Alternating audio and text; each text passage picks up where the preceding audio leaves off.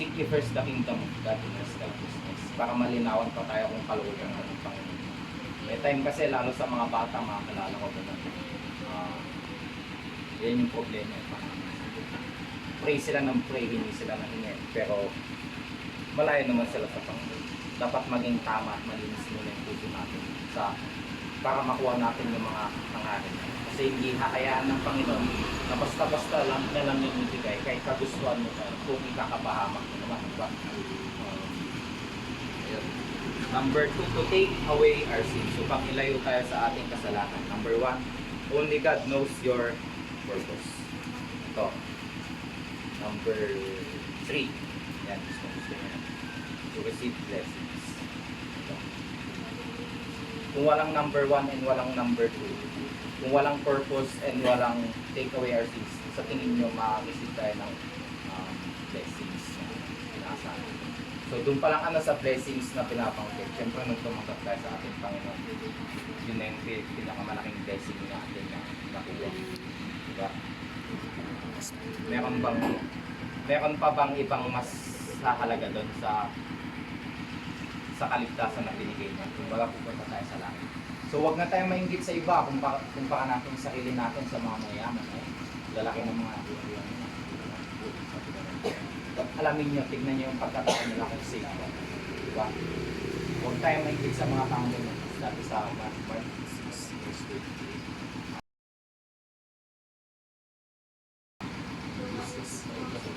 Kahit mapasaya pa lahat ng kailangan dito sa mundo, wala kami ng Panginoon. Kawawa kami sa mundo. Okay, sige. Ma-experience mo lahat ng gusto mo dito sa lupa, pero sa bandang huli, kawawa kami. Hindi wala din lang. So, dapat tayo na-appreciate natin yung pagpapakako ng Panginoon sa panahon. Kasi ngayon parang wala na, parang binabaliwala na. Diba? Bakit may Bible pinaglaban ko ng mga apostle? Tapos ngayon parang dami na nating distraction sa ating buhay. Alam niyo ba? Halos mamatay-matay sila para lang sa panahon ngayon mabuhot ang Bible na to. Tapos daming mga tao na walang gaano magpasalan. Diba? Nakakalungkot kung isa tayo dito. You receive blessings. Deuteronomy chapter 20.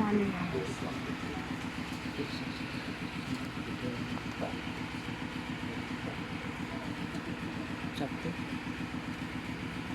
3. Verse 1.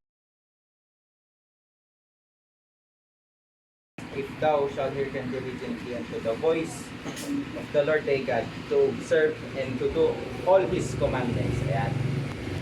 Ito pa rin natin ang commandments. Which I command thee this day, that the Lord thy God will set thee on high above all nations of the earth. Ayan. And all blessings shall come on thee and overtake thee if thou shalt hearken unto the voice of the Lord God. Diba kanina dun sa bangka? Sa yung Peter. So tingin nyo kung di niya dininig yung boses ng hindi siya sa mga doon, makukuha niya pa yung numbers niya, makapag-receive pa siya ng blessings. Divide them.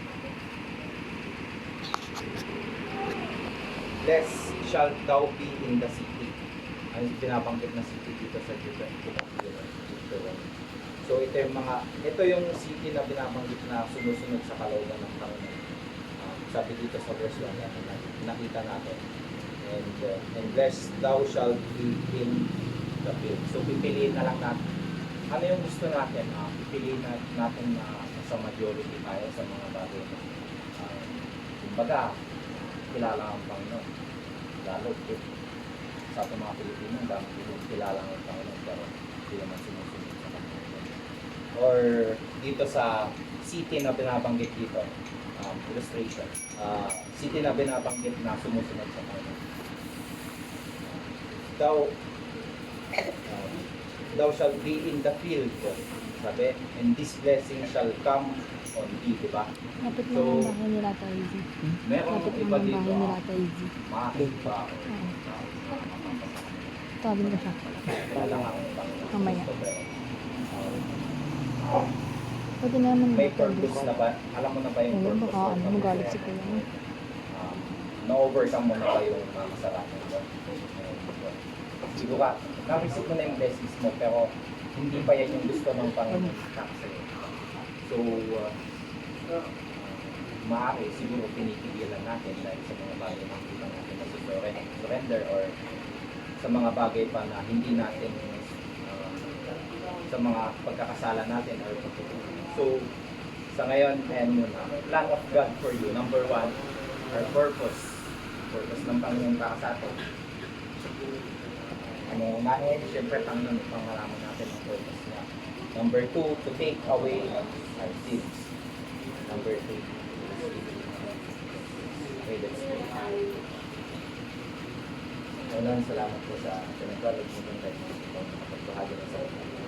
Ano po, Panginoon, mga salita na naman po, Panginoon, sa inyo, ano mang pagkisipang Panginoon. Lagi na lamang po, Panginoon, itong kasiyahan mo ito, Panginoon, bilang sa oras na lang. Salamat po, Panginoon, at nandito ang bawat sa mga po kami, Panginoon. Matabinig po sila ng salita. Kaya po siyang mapuri, Panginoon, sabi mo po. Sabi mo po, kasi ito po lamang po isang Dalangin ko rin po ang kanilang ng buhay. Gawin din po, Panginoon, na asisyon, Panginoon. Dinangin, Panginoon. Dinangin ko sa Panginoon dito. Magapit ko sa iyo. Upang malaman mo ang kanilang buhay. Gusto ko. Yun po, ma-overcome na. Hindi pa po nila surrender, Panginoon. Bakit pagtulong man po. Magkakasala, Panginoon, na hindi pa nila napapansin. Sa biyaya niyo po, Panginoon, sa Panginoon.